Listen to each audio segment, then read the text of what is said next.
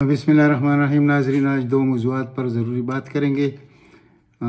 شہباز شریف کی جو اٹکیلیاں ہیں موجودہ حکومت کے خلاف، جو اعتماد کی تحریک لانے کی کوشش ہو رہی ہے، جو کبھی ہو نہیں سکے گی، اس پہ بات کریں گے۔ اور دوسری طرف بات کریں گے جو پاکستان نے ایبسلیوٹلی ناٹ کے بعد ایک اور کارنامہ سر انجام دیا ہے، اور جو ڈیموکریسی کانفرنس ہو رہا تھا امریکہ میں، تو اس میں جانے سے انکار کر دیا۔ تو پہلے بات کرتے ہیں کہ امریکہ کو انکار کیسے کیا گیا۔ پاکستان کسی بلاک کا حصہ بننا نہیں چاہتا۔ یہ ابھی ثابت ہو گیا ہے کہ وہ نہ ایسٹ کے ساتھ ہے نہ ویسٹ کے ساتھ ہے۔ یعنی ایک طرف چائنا اور رشیا ہے، یہ ایک بلاک ہے، دوسری طرف امریکہ اور یورپ اور دوسرے ملک ہیں، تو ان کے ساتھ بھی وہ جانا نہیں چاہتا۔ آزاد پالیسی اختیار کی ہوئی ہے 74 سال بعد، اور یہ پاکستان کی تاریخ میں جو 74 سالہ تاریخ ہے، پہلی دفعہ ایسے ہو رہا ہے کہ اس ناگفتہ حالات میں، جو کہ اقتصادی لحاظ سے، معاشی لحاظ سے پاکستان کے حق میں نہیں جا رہے، اور جو ہمارے موجود سابق حکمران تھے، انہوں نے جس طرح اس ملک کے ساتھ جو حشر کیا ہے، اس کی وجہ سے، یعنی معاشی طور پر ہمیں اتنا کمزور کرنے کے بعد بھی آج اس شخص نے، کپتان عمران خان نے، امریکہ کو دو ٹوک جواب دے دیا ہے کہ ہم آپ کے کانفرنس میں آنے والے نہیں ہیں۔ اور اس کی وجوہات یہی ہیں کہ ہمارے جو پڑوسی دوست ہیں، سب سے پہلے چائنا، تو چائنا کو اس میں نہیں بلایا گیا، اور ان کا جو اپنا ایک ملک کا حصہ ہے اس کو تو بلا لیا گیا۔ یہ جو ایک ہے دوسرا، اس کا میں بھی نام بھول چکا ہوں، جو ون چائنا کے حساب سے جو پروگرام ہے چائنا کا، تو اس کے خلاف ہم جا نہیں سکتے، ہماری یہ پالیسی نہیں ہے۔ بلکہ اگر یہ سوچا جائے تو 70s میں پاکستان کے سرزمین سے ہوتی ہوئی چائنا اور امریکہ کی دوستی بنائی گئی تھی، جو یحییٰ خان کا دور تھا، اور اس وقت ہنری کسنجر پاکستان آئے، اور پاکستان نے چپکے سے اس کو پہنچا دیا بیجنگ میں، اور بیجنگ میں ان کی ملاقات ہوئی، اور دنیا بالکل حیران رہ گئی کہ یہ کیسے ہو سکتا ہے کہ اس طرح چائنا کا وزیر خارجہ یا تو پاکستان میں تھا، تو ایک دم بیجنگ میں کیسے نظر آیا۔ تو وہ بھی پاکستان کی وجہ سے ہوا، یعنی وہ جو ان کا سفارتی تعلق بنا امریکہ اور چائنا کا، وہ بھی پاکستان نے بنایا تھا۔ اور اس وقت سعودی عرب ہمارا دیرینہ دوست ہے، اور سعودی عرب کو بھی اس کانفرنس میں نہیں بلایا گیا، یعنی اور نام دیا گیا اس کانفرنس کو کہ ڈیموکریسی سمٹ۔ تو اس سے کیا اخذ کیا جا سکتا ہے؟ یعنی کہ دنیا دوبارہ ایک کولڈ وار کی طرف جا رہی ہے، جو کہ سوویت یونین کے زمانے میں ہو رہا تھا، لیکن پاکستان کے وزیر اعظم نے دو ٹوک الفاظ میں کہہ دیا کہ ہم کسی کولڈ وار کا حصہ نہ بنیں گے، اور نہ کسی بلاک کا حصہ بنیں گے۔ ہم آزاد رہنا چاہتے ہیں، ہر ایک کے ساتھ ہماری تعلقات یعنی بھائی چارے کے حساب سے ہوگی، خواہ امریکہ ہو، ہمارے امریکہ سے 74 سالہ تاریخی تعلقات ہے، لیکن وہ اگر ہمیں مجبور کرتا ہے کسی چیز پر تو وہ ہم کریں گے نہیں۔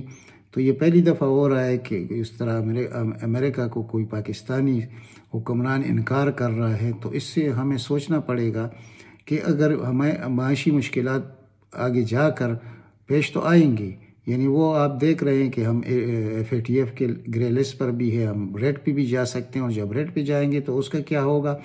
اور جو ہمارا G8+ سٹیٹس ہے، یعنی یورپ کے ساتھ ہمارا جو ہمارے کپڑے کا، اس پر بھی ٹیکس لگ جائے گا۔ وہ جو پہلے مطلب GST+ جس کو کہتے ہیں کہ ہم نے ٹیکس سے چھوٹ تھا، تو وہ ہمیں $6 ارب کا نقصان وہ بھی اٹھانا پڑ سکتا ہے پر اینم۔ تو ان سب کو دیکھتے ہوئے اگر ایک شخص نے یہ فیصلہ کیا ہے، تو جب آزاد رہنا چاہے کوئی اور اپنی مرضی سے فیصلے کرنا چاہے تو مشکلات تو آئیں گے، لیکن یہ مشکلات عارضی ہوں گے انشاءاللہ۔ لیکن اس وقت ہمیں یہ دیکھنا ہوگا کہ اگر یہ شخص تن میجارٹی بھی نہیں بلکہ سمپل میجارٹی نہیں ہے، تو اس کا مطلب ہے کہ وہ اتحادیوں کا مرہون منت ہے موجودہ حکومت۔ تو اور اتحادیوں کا کردار بھی ہمارے سامنے ہے کہ جب بھی کوئی مشکل وقت آتا ہے تو وہ اتحادی اپنے بلیک میلنگ کی طرف چلے جاتے ہیں، اور حکومت سے وہ چیزیں منوانا چاہتے ہیں جو کہ اس وزیر اعظم کا شیوا نہیں ہے۔ لیکن یہ بہت لمبی بات ہو جائے گی کہ یہ ہوا کیوں، یہ سمپل میجارٹی کیوں نہیں ملی اس شخص کو۔ وہ آپ کو معلوم ہے کہ الیکشن کی رات 2018 میں جو RTS بٹھایا گیا تھا تو اس RTS میں 24 نشستیں کم کی گئی تھیں عمران خان کی، تو وہ 24 نشستیں وہ بہت بڑی چیز تھی۔ آج اس طرح مفلوج حکومت نہ ہوتی عمران خان کی، لیکن بہرحال اس وقت بھی عمران خان کی حکومت ہے برائے نام، یعنی اب آن دا گراؤنڈ جو ریالٹی ہے وہ اس وقت بھی آپ نیب کو دیکھیں گے، آپ جوڈیشری کو دیکھیں گے، آپ بیوروکریسی کو دیکھیں گے، آپ جس کو بھی دیکھیں وہ سب کے سب وہ نواز شریف کے لوگ ہیں۔ تو اس میں یہ ایزیوم کرنا کہ عمران خان کوئی بڑی تبدیلی اس ملک میں لائیں گے تو وہ نہیں لا سکیں گے۔ تبدیلی عوام نے لانی ہوتی، اگر عوام آئندہ الیکشن میں 2/3 میجارٹی اس شخص کو دیں تو ہماری یہ جو معاشی مسائل ہے یہ تو فوراً حل ہو جائیں گے، لیکن اس ملک کا جو گزر ہوگا وہ قانون سے ہوگا، اور قانون سازی کرنا اس شخص کی ایم ہے، اس کی خواہش ہے کہ اس ملک کو صحیح قانون سازی ملے، جس میں سے بہت کچھ ہے۔ یہ جو موجودہ رگ نظام ہے اس سے جان چھڑانا بھی تو ہے۔ تو اب ان چیزوں کو جب ہم دیکھتے ہیں تو اس کا مقصد یہ ہے کہ ہم بہت بری طرح پھنس چکے ہیں، لیکن اگر اس شخص کو ہم نے ضائع کر دیا تو پھر وہی پرانی ڈگر پہ چلے جائیں گے، ایک غلامی کی زندگی گزاریں گے، یعنی کسی کو نہیں کر سکیں گے، جیسے فٹ بال ہوتا ہے اور اس کو آپ لاتے مارتے رہیں۔ اور اتنا طاقتور ملک جو پاکستان ہے، اس دنیا کا 5واں طاقتور ملک ہے اور 23 کروڑ عوام کی آبادی ہے، یہ بہت بڑی بات ہے، اور جس کی یعنی میجارٹی 70% نوجوانوں کی آبادی ہے، یعنی 23 کروڑ میں، یہ دنیا میں کہیں بھی نہیں ہے۔ تو یہ پھر ہمیں دیکھنا ہوگا کہ ہمیں اگر اللہ نے ایک لیڈر عطا کیا ہے تو اس لیڈر کو مضبوط کرنا بھی تو ہمارا کام ہے۔ اگر ہم نہیں کریں گے تو یہ تو مضبوط نہیں ہو سکتا۔ یعنی یہ سب کو معلوم ہے کہ یہ شخص نہ کرپٹ ہے، نہ اس کا نیت خراب ہے، سب کچھ اس کا ہے، وہ پاکستان کے لیے ہے، لیکن حالات پھر بھی جوں کی توں ہیں۔ وہ وجہ کیا ہے کہ یہ نمائشی اقدامات تو اٹھاتا نہیں ہے اور نہ اپنے سیلف انٹرسٹ ہے۔ تو مضبوط بنیادوں پر اس ملک کو آگے لے جانے کی جو منصوبہ بندی ہو رہی ہے، تو اگر اس میں ہم رہ گئے پیچھے تو ہم کبھی اٹھ نہیں سکیں گے۔ تو انشاءاللہ امید تو یہی ہے کہ عوام ان چیزوں کو اب سمجھ چکے ہیں، اور ہم اسی لیے کسی بلاک کا حصہ بھی نہیں ہے۔ ہاں تعلقات کسی سے زیادہ اچھے ہیں، پرجوش ہے، کسی سے اس سے تھوڑے کم ہے، یہ ہو سکتا ہے، لیکن نہ امریکہ کے ساتھ ہماری کوئی دشمنی ہے، نہ یورپ کے ساتھ ہے، لیکن جو چائنا جو کچھ پاکستان کے لیے کر رہا ہے وہ بھی اس سے بھی ہم صرف نظر نہیں کر سکتے۔ دوسری طرف سعودی عرب کا مسئلہ ہے، تو سعودی عرب کو بھی میں جب نہ بلایا گیا تو سعودی عرب نے ہر مشکل حالات میں ہماری مدد کی ہے، معاشی مدد کی ہے، لیکن اس کے ہوتے ہوئے معاشی مدد تو وہ کرتے ہیں، لیکن ابھی جانی اور اخلاقی جو ہماری مدد ہوتی ہے وہ سعودی عرب کو سب سے پہلے حاصل ہوتی ہے۔ اور خدا نخواستہ اگر سعودی عرب پر کوئی مشکل آئے اور اسی وقت میں پاکستان کا بھی اپنا کوئی محاذ کھلا ہو تو پاکستان اس دفاع کو چھوڑ کے سعودی عرب کی دفاع کرے گا۔ یہ سب کو معلوم ہے، جو بھی یعنی MBS کے جو بھی خیالات پہلے تھے اب اس وہ سمجھ گیا ہے کہ پاکستان کا مطلب کیا ہے، اور پاکستان کا موجودہ وزیر اعظم کیا چاہتا ہے، اور پاکستان کی اہمیت کتنی ہے دنیا میں، اور اس کے بعد سعودی عرب کے دفاع کا جو تعلق ہے وہ پاکستان کے ساتھ ہے۔ تو اس لیے اس وقت ہمیں جو حالات مشکلات پیش آ رہے ہیں تو ان حالات میں سعودی عرب ہمیشہ ہماری مدد کو آتا ہے۔ تو یہ اسی لیے کہ ہماری اپنی اتنی کریڈیبلٹی بھی ہے، ہمارے ملک کا طاقت بھی ہے، ہمارے عوام کی جو محبت ہے سعودی عرب کے ساتھ وہ بھی موجود ہے۔ اب آتے ہیں دوسری طرف کہ شہباز شریف کی جو اٹکیلی ہے اس کا کیا مقصد ہے۔ یعنی یہ شخص، افسوس تو یہ ہے کہ اس ملک میں سب سے پہلے میں جب بات کرتا ہوں جوڈیشری کی تو میں کوئی جوڈیشری کا دشمن نہیں ہوں، میں جوڈیشری کی بات کرتا ہوں اس وجہ سے کہ یہ شخص 1.5 سال سے اس کا کیس چل رہا ہے، اس کی ضمانت بھی ہو چکی ہے، ابھی دوبارہ FIA کے پاس اس کا جو کیس ہے، پہلے نیب نے جو کچھ کردار ادا کیا وہ آپ کے ساتھ میں، ابھی 35 ارب روپے کا منی لانڈرنگ کا کیس اس پر اور اس کے بیٹے پر ہے، اور دونوں جیل سے بھی باہر ہے اور حکومت کے خلاف سازشوں پہ بھی مصروف ہے۔ اس کا جب کوئی مسئلہ ہوتا ہے پھر اس کے کندھے میں درد ہو جاتا ہے، یہ بہت بڑا ڈرامہ باز شخص ہے۔ تو اس وقت یہ کون سا کردار ادا کر رہا ہے؟ وہ ایک مشہور جو ایک شخص ہے جس کا نام ہے خورشید شاہ، سابق کمیٹر ریڈر، جس پر 40 ارب روپے کا کیس ہے، لیکن اس کی بھی ضمانت ہو گئی۔ یہ نیب کی جو ڈرامہ بازی ہیں وہ سب کو معلوم ہے کہ یہ سارے جو پردیاں وہ دکھا رہا ہے اور 100 لوگوں کو اس کیس میں شامل کرتا ہے، تو اس کو وہ کیس تو 10 سال میں ختم ہی نہیں ہو سکتا۔ تو نیب سمجھ بوجھ کر اس کو پرولانگ کرنے کی کوشش کرتا ہے، کیونکہ نیب کو چیئرمین کو لگایا کس نے ہے؟ شاہد خان عباسی اور خورشید شاہ نے لگایا، تو یہ کیسے وہ کرے گا کہ ان لوگوں کو کے ساتھ صحیح اکاؤنٹیبلٹی ہو؟ یہ ہو نہیں سکتا۔ تو اس لیے میں کہتا ہوں کہ موجودہ وزیر اعظم کی جتنی بھی صاف ہوگا، لیکن وہ اس میں کامیاب نہیں ہو سکتا اس ریگڈ سسٹم میں۔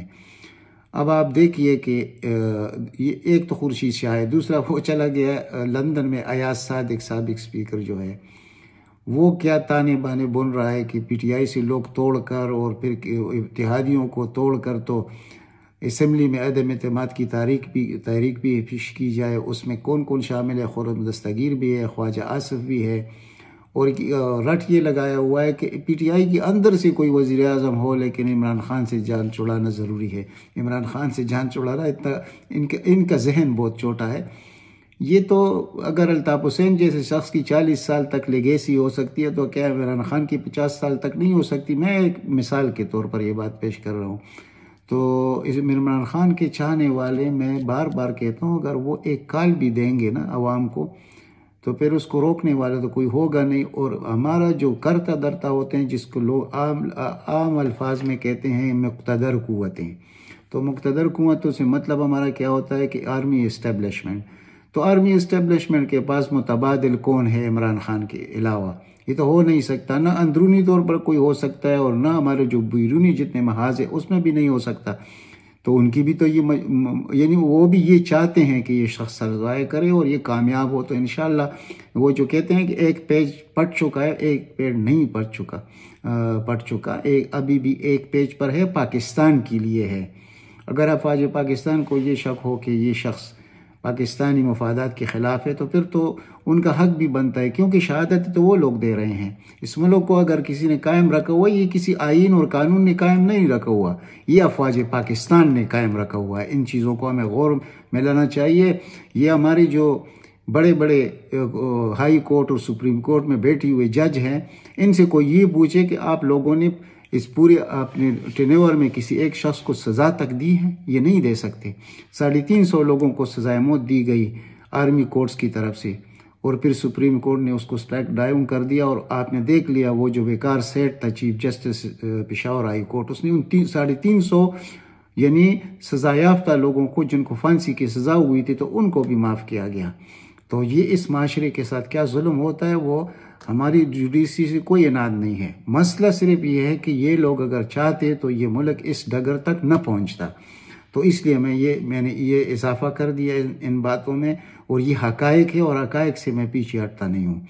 اب بات کرتے ہیں کہ یہ عدم اعتماد کبھی بھی نہیں ہوگا انشاءاللہ۔ یہ جس طرح پہلے لانگ مارچ اب لانگ مارچ کو یہ لے گئے 4 مہینے بعد، یعنی یہ کریں گے اپریل میں۔ اب اپریل میں تو رمضان ہوگا، یہ نہیں کر سکتے۔ ان کو پتہ ہے پشاور کے جلسے نے اس کو آئینہ دکھا دیا ہے، ان کا یہ زور نہیں ہے۔ یہ عمران خان، اب ایک ان کا چھوٹا لڑکا ہے مراد سعید، وہ جلسہ کرتا ہے، تو جو 12 جماعتیں یہ جلسہ نہیں کر سکے، جس میں 500-600 آدمی یہ لا سکے پشاور کے جلسے میں، تو وہاں پر ہزاروں لوگ شامل تھے۔ تو ان کو ذرا سوچنا چاہیے کہ یہ کچھ بھی نہیں بگاڑ سکتے۔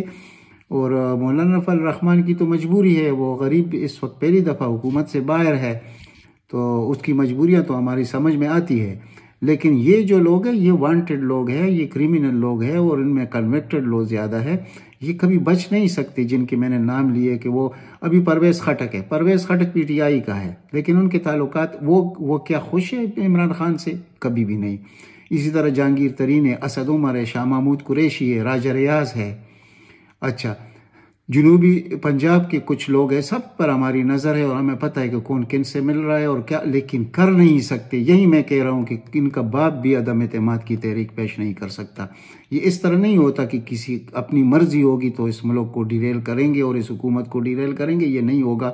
یہی حکومت اپنا مدت بھی پورا کرے گا، اور انشاءاللہ 2023 میں اس قانون کے بعد کہ اوورسیز کا ووٹ بھی ہوگا، EVM مشین کا استعمال ہوگا، تو وہ جعلی ووٹ بھی ختم ہو گئے جو ہر حلقے میں 20 سے 30 ہزار تک انہوں نے رکھی ہوئے ہیں۔ تو جب یہ ہوگا تو اس کے بعد پھر کیا ہوگا؟ 2/3 میجارٹی سے یہ شخص واپس آئے گا۔ یہ مہنگائی کا رٹ جو انہوں نے لگایا ہے، یہ دنیا کو ذرا دیکھ لیں کہ دنیا میں مہنگائی ہمارے سے 20 گنا زیادہ ہے۔ تو اب چودھری سرور کی بھی بات کریں گے۔ تو چودھری سرور کہتے ہیں کہ ٹیلی فونک گفتگو ہوئی ہے نواز شریف کے ساتھ، تو یہ بالکل میں ماننے کو تیار نہیں ہوں، یہ کبھی نہیں ہوئی. یہ جس نے بھی کہا ہے اس نے بالکل حالات سے بڑھ کر اپنے آپ کو پیش کرنے کی کوشش کی ہے، اور یہ بالکل ہی غلط ہے.